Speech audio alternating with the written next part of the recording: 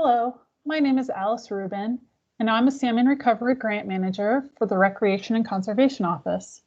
This training video is to demonstrate the new Area of Potential Effect mapping tool in the PRISM grant application for all RCO grants.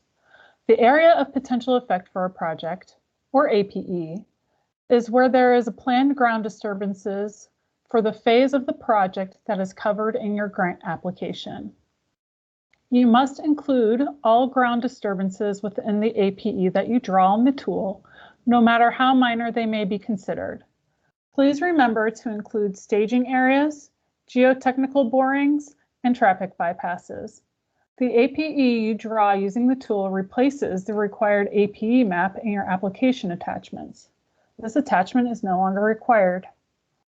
The tool is found in the Cultural Resources page of the grant application. When you get to this page, the worksite location you've mapped on the worksite details page should automatically appear. If you notice that this point is not in the right spot, you must go back to the worksite details page to adjust it. And in this case, the map is showing the point in a location that needs to be adjusted for worksite 1.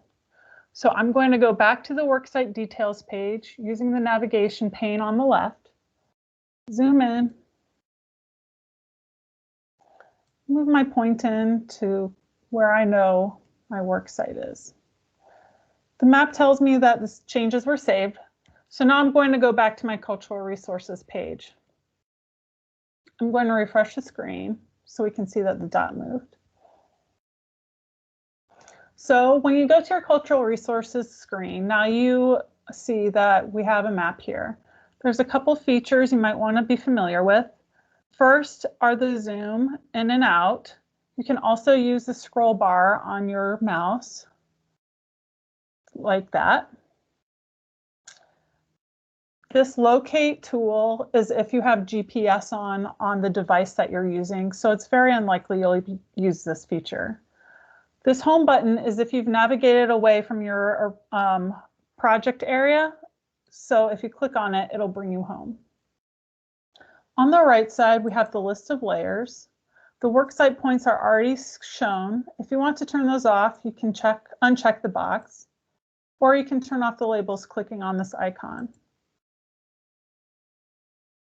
If you click on the base map gallery, you can change the background map. In order to go in and draw your APE map, you need to click on this button called Full Screen Map. You can see we've got the same tools on the left and on the right as we did on the previous screen, and that it's opened a new screen in a new tab in your browser. I suggest that you adjust your base map before you start editing because these widgets will get covered up. This pencil is the edit tool. Click on it so you can start editing your map. We've included some basic instructions on what you need to know in order to create the best map. We ask that you only outline the entire area where your ground disturbances will occur. You do not need to map each individual practice that you intend to install for your project. You can either draw on the map, or if you have shapefiles ready for your project, you can upload them into the tool. And we're going to start here. So I've clicked on Upload Shapefile, which has brought us to this window. Click on Browse, and you should be able to get to your APE map, however you've saved it. Please note that the shapefile you upload needs to be in a zip file format. Select it and click Open, and it will upload automatically. If you click OK, your map will cycle and reload. But you can see that the shape that I've loaded, that I've created for my project has uploaded. Click on the shape and you get a pop-up. I'm going to click on Edit so you can see your options here. Please make sure you name your shapes.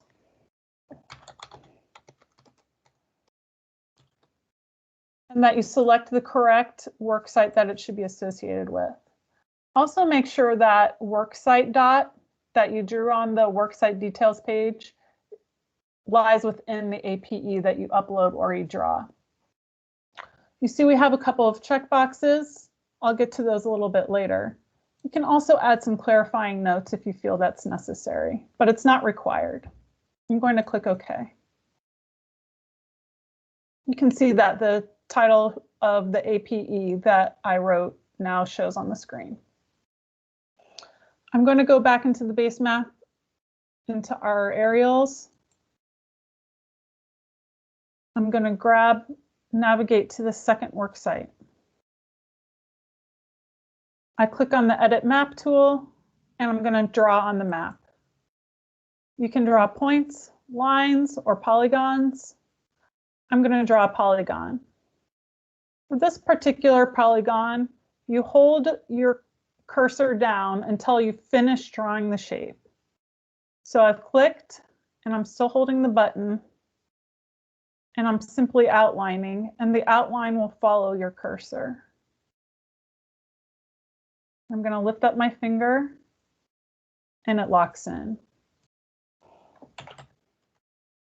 Name it. And I need to make sure it has the right work site associated with it. One thing we do ask you to call out are if there's any structures that are 50 years or older that you intend to alter or demolish. So we're going to demonstrate that. You can see if you click a point, you can type in a latitude or longitude if you want, or you can simply click on the map and drop a point like I'm doing here. Now we get into the checkboxes. We do ask that you check this box to indicate that this item is 50 years or older. This barn will be demolished. And you click OK. If you think you've misdrawn something, you can edit it or you can delete it. So simply click on the item that you want to manage and click Edit or Delete. If you click Delete, you'll get this pop-up. You can either cancel or continue. You can see it went away. Some of you might want to download the maps that you've drawn, and we have a tool for that too. I'm going to close this window so you don't have to. And I want to turn off the work site point, just so we get the APE map. The map that you download will be at the same scale that you see on your screen. So if you have multiple work sites and you want to see them all, you'll have to zoom out. You have to make sure you have them centered because of the way the map will get clipped when you download the image. And you'll see in a minute. So you go to the menu and you click on Download Image and you'll get this pop-up and you'll get a new window.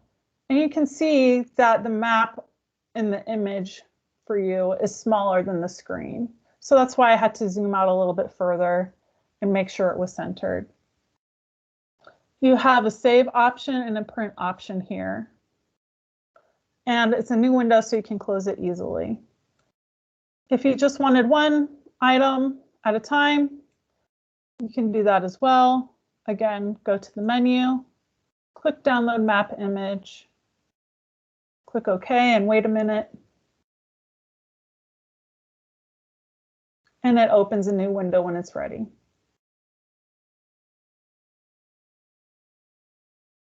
So this concludes the training for the tool.